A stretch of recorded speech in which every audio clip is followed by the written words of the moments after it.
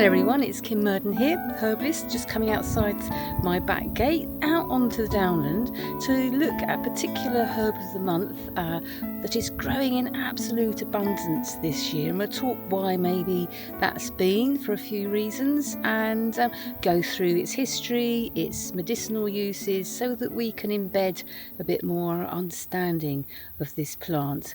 So this is the view that greets me from my back gate. I am very, very lucky, living on the edge of a town and coming out into this downland, chalk downland landscape, which, you know, is in between. It's a threshold place, and threshold places are always very interesting. I would contend it's fairly domesticated. Humans have cleared this downland, the downs, you know, 8 to 12,000 years ago. This would have been all scrub, hawthorn and birch and things like that, and then for many thousands of years it's been managed mainly by the grazing of sheep, although this bit of land we're looking at has had some agricultural uses during the Second World War, when we understood how important it was to provide our own food.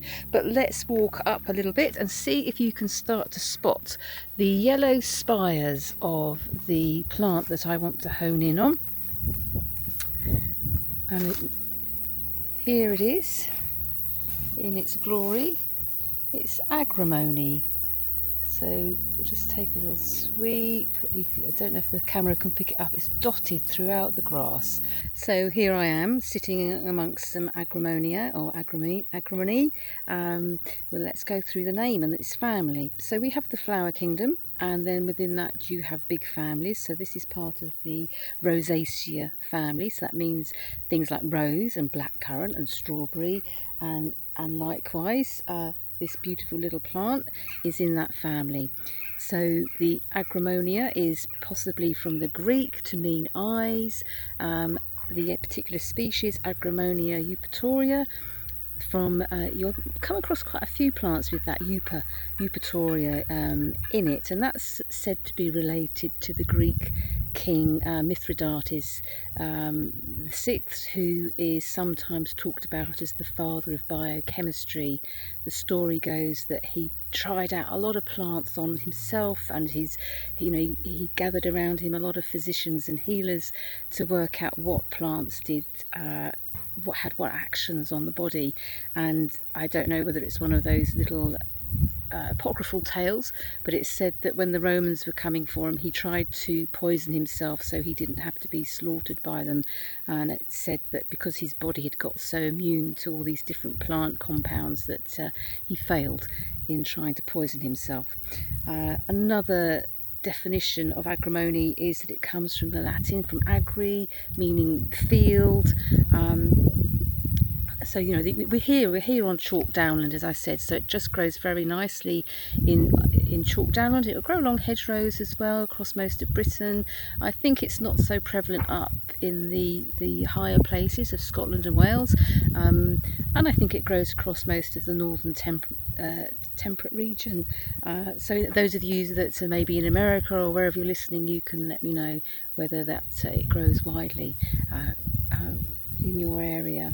So some of its common names are church steeples, and I think that's rather lovely because it does poke up above the grass, and the steeple of the church, you know, that connection between heaven and earth, and so orientating people where they can locate and coalesce around. So that's a nice image to hold in your head.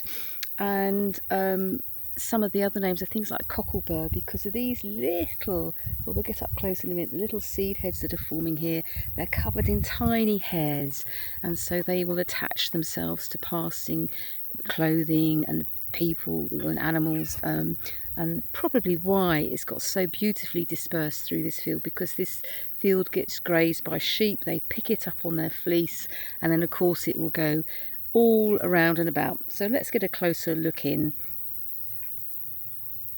So this is sort of a bit later on in the season, so we can see, you know, the seed heads are forming, and if we can get in close, let's see if we can get a sense of those little hairs that are going to catch on to any passing by thing that's going to do the seed dispersal for them, and then the little tiny flowers here, which do have a nice scent.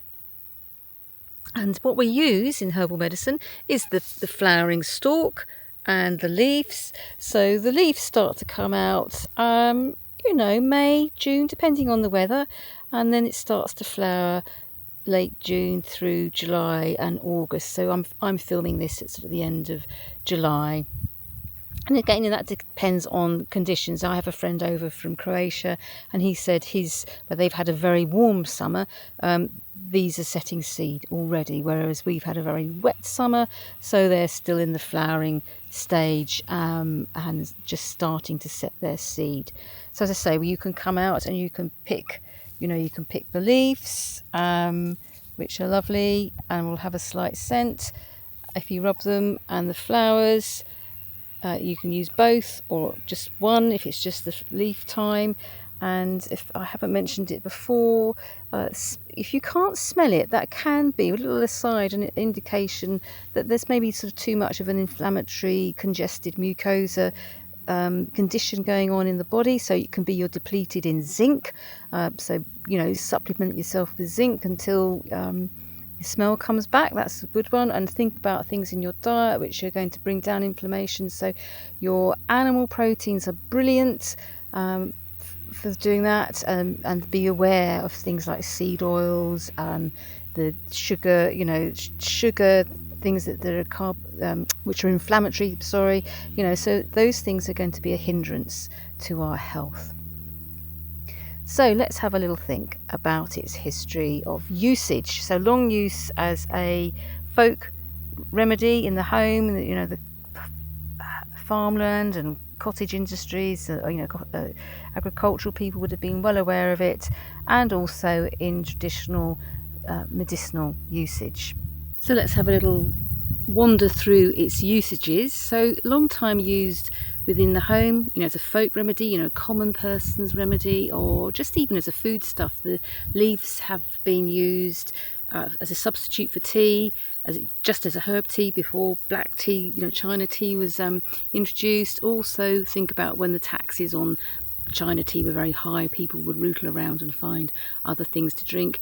Used in beer making, and it's a really refreshing cup of tea. I can highly recommend it. In fact, this year it's been one of my favourite ones to drink. In terms of its more acute medicine uses, we can think of in the 1400s. It was a component of the arbuesque, I think it's how you pronounce it, waters for the gun wounds that came. So a lot of medicine, we have to remember, advancement comes through battlefield and trauma wounds, where human beings have had to be adaptive and think fast and see how they're going to help their fellow human beings who are injured. So that's always important to bear in mind. How things develop is a good one to ponder on. So modern day Western medical herbalists, we kind of use it a lot. I use it a lot because it's so tannin rich, and it's got, think of tannins, the things that make your mouth pucker when you have a cup of tea that's too strong, and it's the astringent thing. It's going to draw the mucosa together. So where you're wanting that tone to come back, so if there's any upper respiratory tract infections, as gargles, as teas, as internal medicine, sore throats, you're wanting to tone that mucosa. Further down in the digestive tract, if there's diarrhea or loose bowels, again it's going to have that same toning effect. Interestingly, they use another species in China related to Agrimonia species, and used very much in treatment of post-surgery and trauma wounds to help the body heal. So again, just stopping bleeding, helping wounds heal. It's also got a great affinity with the urinary tract system. So again, if there's any itises, inflammation, cystitis, urethritis, it's going to help if you drink that as a tea as well. and if there's a sort of irritation again, just to have a little aside actually to think about, we know about the major components in the plant, the chlorophyll, the water, the sugars and the proteins, and what herbalists are often interested in when they're sort of doing their study, our study of herbal medicine, we're looking at the secondary metabolites. So these are things that are in the plant which we don't necessarily always fully understand what they're doing, but the plants, think about it, plants are static, and they're, say, the environment has an impact on them. They can't run away like we can. If something's coming towards us, we can run away, but they're going to get grazed, they're going to get bacterial and fungal attack. So there's things in the plant that are going to be supporting it all along in its life journey, and those are the things like alkaloids, volatile oils, for example. These are the things that as a herbalist we're going, well, they're actually are the things that are having a healthy impact on our body. And we don't always, if we're honest, and most scientists are honest, we can maybe name up to 50% of what's in a plant, and then there's a whole other complexity of compounds that are acting on the plant and then in our body when we ingest them. And it could be that they can be coming in and having a very immediate nutritive effect on our body, or they can be having like a secondary effect on the cellular physiological workings of the body.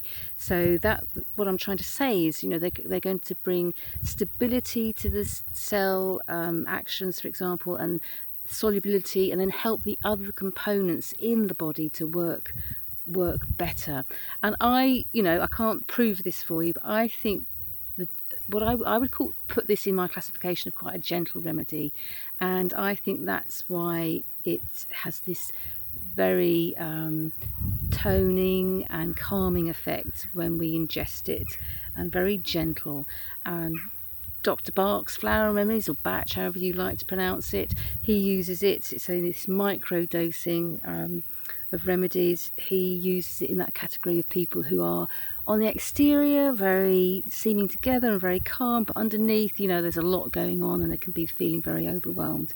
So maybe that helps embed the actions of this plant for you. So it's good for balance, it's good for bringing tone back, and I always say to people, just if you come across the plant and you're drawn to it, have a go at just making a little cup of tea and tune in, trust your gut instinct, tune in to what it's doing for you. So I hope you've enjoyed that little video. If you're local to me in Sussex and you're interested in what I do, look out on my website, because I occasionally do walks, I do workshops. There's one coming up in September this year of 2024, and I do little evening classes. And if you're further afield, I'm glad you've tuned in. Tune in for some more. I know I don't do enough, but I'm busy doing lots of other things, but it's always a pleasure to speak to you, and keep your relationship up with the plant kingdom. It has so much to offer us. So thanks for listening, and see you again soon.